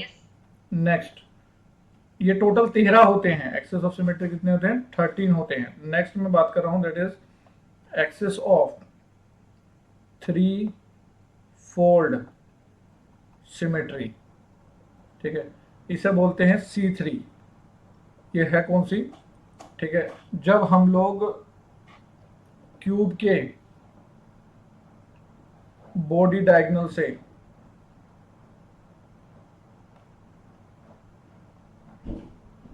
ये क्यूब है, ठीक है, और मैं इस तरह से एक्सिस पास कर रहा हूँ कि वो कहाँ से पास हो, बॉडी डायगोनल से। जैसे मान लो ये बॉडी डायगोनल है, मतलब ये 2 पॉइंट है बॉडी डायगोनल के, तो मेरी एक्सिस कहाँ से पास हो रही है, यहाँ से पास हो रही है। ठीक है, तो यहाँ से जब वो पास होती है, ठीक है, एक्सिस मतलब इसके अबाउट जब मैं रोटेशन करता हूँ, तो मैं ऑल्दो एक अभी क्लिप्स दिखा दूंगा अगर यहाँ पॉसिबल हो पाए। ठीक है, तो जब मैं इसके अबाउट रोटेशन करता हूँ तो मैं ऐसा देखता हूँ कि मेरा 120 डिग्री रोटेट करने के बाद ऐसी सिचुएशन आती है सेम टू सेम, मतलब on the rotation of theta 120 degree करने पर वो सिचुएशन आती है। C3 इसलिए ही बोला गया है, देखो C3 इसलिए ही बोला गया है कि 360 में 3 बार रिपीट कर रहा है, C4 इसलिए बोला गया है कि 360 में 4 बार रिपीट कर रहा है। ठीक है, तो थीटा 120 को 3 बार करेंगे तो 3 बार वो होगा। ठीक है, अब ये क्या, मैंने 2 कॉर्नर पकड़े हुए थे, तो टोटल कॉर्नर्स वैसे होते कितने हैं, टोटल कॉर्नर्स कितने होते हैं, दैट इज इक्वल टू 8। तो अपोजिट कॉर्नर्स कितने हो सकते हैं, अपोजिट कॉर्नर के पेयर्स कितने हो सकते हैं, बोलो 4। कितने हो सकते हैं, 4। तो ऐसी 4 क्या होती हैं, C3 एक्सिस ऑफ सिमेट्री होती हैं, जो कि हर 120 डिग्री पर अपने सेम फॉर्म को अपीयर करता है। ठीक है, और इसमें थर्ड कैटेगरी होता है that is axis of two fold symmetry, axis of two fold symmetry, जिसे क्या बोलते हैं हम लोग, C2। अब ये कहां से पास होती है,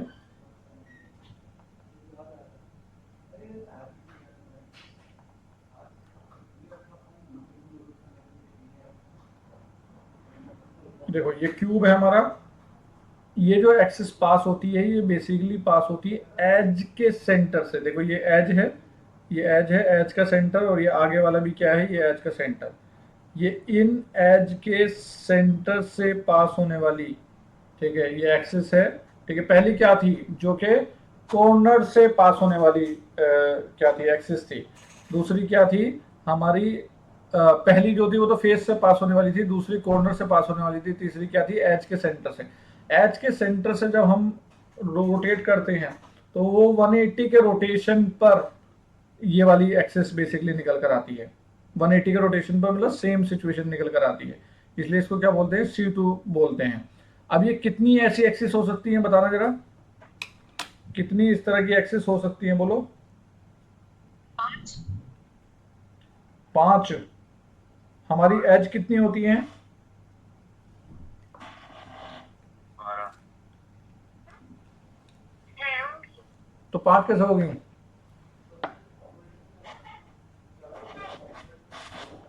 कितनी होंगी, 6 टोटल एजेस वो होंगी 12, और अपोजिट एज पेयर वो कितने हो जाएंगे, 6। तो ये कितनी हो गई हैं, 6 हो गई हैं। ठीक है, अब देखो काउंट करो, ये 6 हो गई, ठीक है, ऊपर वाली 4 थी और उससे ऊपर वाली 3 थी, टोटल मिला के कितनी हो गई, कितनी होगी, 13। ठीक है, और ऊपर कितनी बता दी मैंने, 9। प्लेनर सिमेट्री में कितनी हो गई हैं, 9। 13 और 9 कितने हो गए, 22। अभी भी एक कितनी बची है, अभी एक बची है। ठीक है, हमने यहाँ क्या डिस्कस किया, प्लेन ऑफ सिमेट्री, एक्सिस और लाइन ऑफ सिमेट्री। एक जो बची है वो क्या होती है, सेंटर ऑफ सिमेट्री। अब सेंटर ऑफ सिमेट्री तो देखो ज्यादा नहीं हो सकती, ठीक है, क्योंकि सेंटर तो एक ही होता है, सेंटर ऑफ सिमेट्री। तो क्यूब में अगर तुम ध्यान से देखो, क्यूब के अंदर सेंटर ऑफ सिमेट्री है, एक ऐसा पॉइंट है क्यूब के अंदर जिससे इक्विडिस्टेंट कंडीशन पर इक्वल तरह की सिचुएशन मिलती है, जो बॉडी सेंटर जहां होता है। बॉडी सेंटर से अगर तुम देखो, ऊपर जाओगे तो फेस मिलेगा, नीचे जाओगे तो फेस मिलेगा। ठीक है, इक्वल एंड अपोजिट डायरेक्शन में जाओगे, ठीक है, तो सेम तरह की सिचुएशन मिलेगी। और ये कितना होता है, ये 1 होता है। इट्स अ पॉइंट जो बॉडी सेंटर पे प्रेजेंट होता है। ठीक है, क्लियर है। तो टोटल कितनी हो गई यहाँ से, 23। ओके,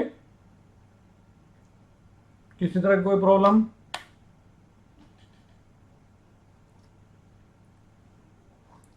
बोलो।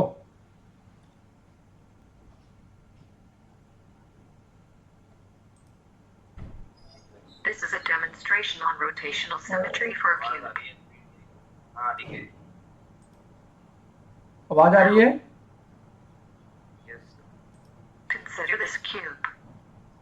देखो, When we rotate the cube about this axis for 360 degrees, we can see that the cube matches itself for ये C4 एक्सिस है, देखो ध्यान से। 2, 3, 4 times. With this, we can say that this axis is the axis of rotational symmetry of order 4. Now, this cube has more than one axis of rotational symmetry. Let's explore them one by one. This is the second axis of rotational symmetry. When we rotate the cube about this axis, we can see that the cube matches itself for 1, 2, 3, 4 times. Hence, this axis of symmetry has order of 4. As for the third axis of rotational symmetry, it has order of 1, ये C4 में तीनों बता के दिखा रहा है। 3, 4. For the fourth axis, this axis has the order of 1, 2. ये corner से निकली हुई एक्सिस है। For the fifth axis, this axis has the order of 1, 2, 3. For the sixth axis, this axis has the order of 1, 2, 3. For the seventh axis, this axis has the order of 1, 2, 3. For the eighth axis, this axis has the order of 1, 2.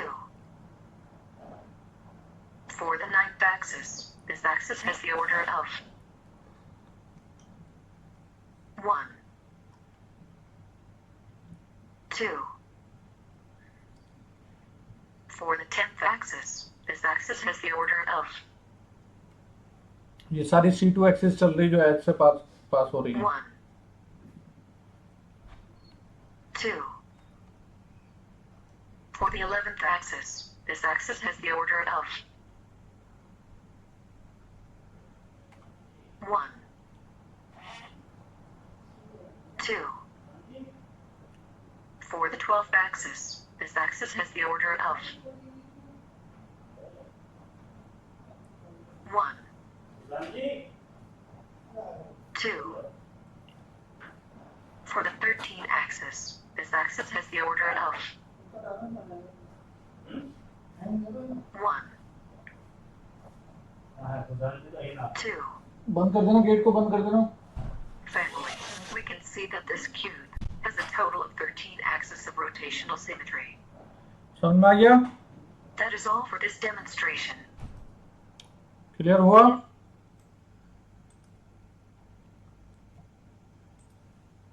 देखो जरा ये question देखो।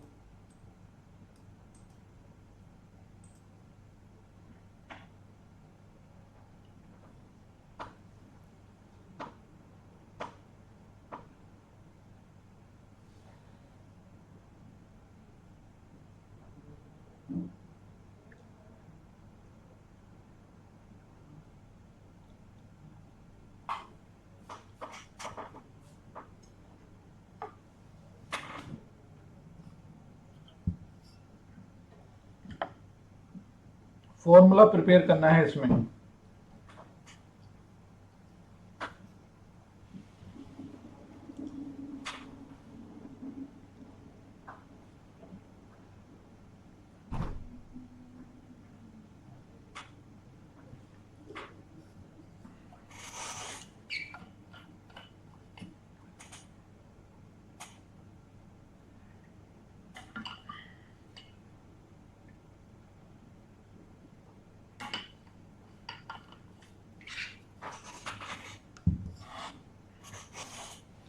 Atom A B C D की position बता दी है और एक एक एक्सिस पर जो एटम लाई कर रहे थे वो रिमूव कर दिए हैं। फॉर्मूला बताया जाए।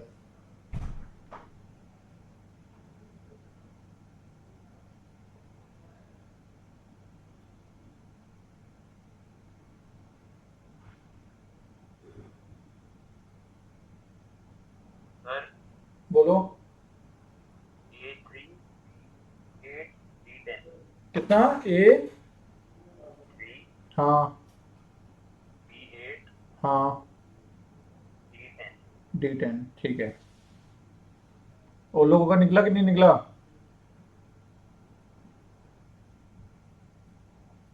बोलो और लोगों को कुछ आ रहा है क्या?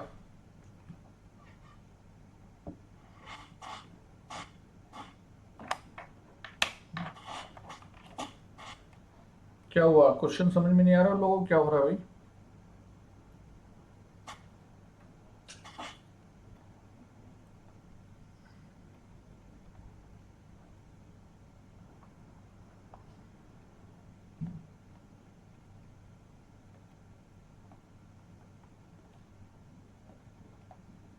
सी कहाँ बैठा हुआ है? Body centre.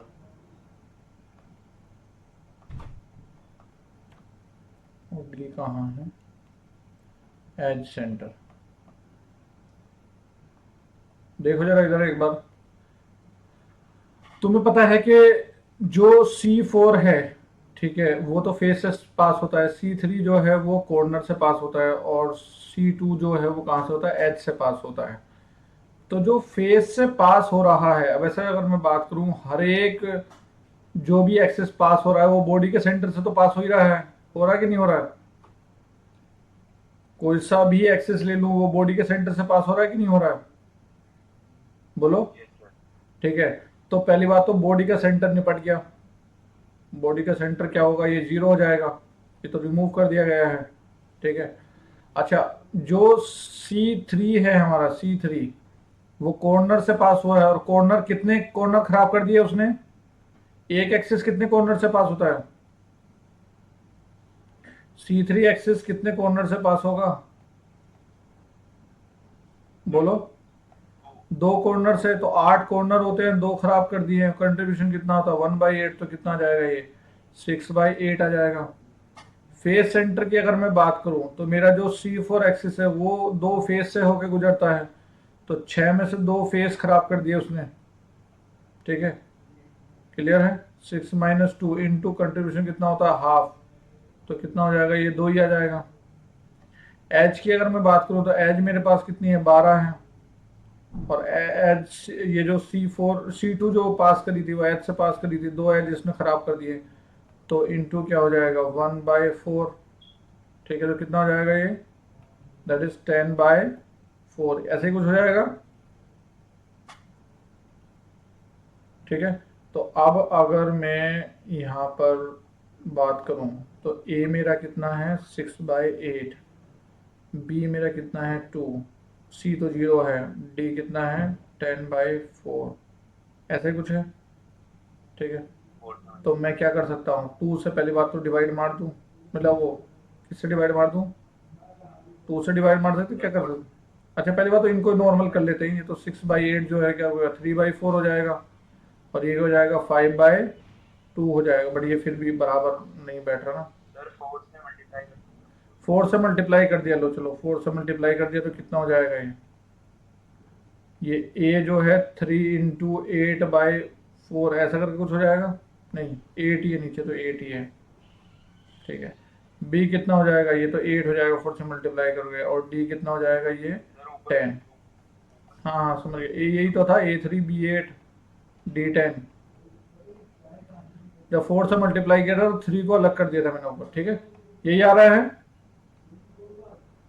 ओके, क्लियर है सबको? यहाँ तक की बात क्लियर हुई? ठीक है, तो अब एक छोटा सा ब्रेक लेते हैं, उसके बाद हम लोग जो है वो इनऑर्गेनिक का डिस्कशन करते हैं।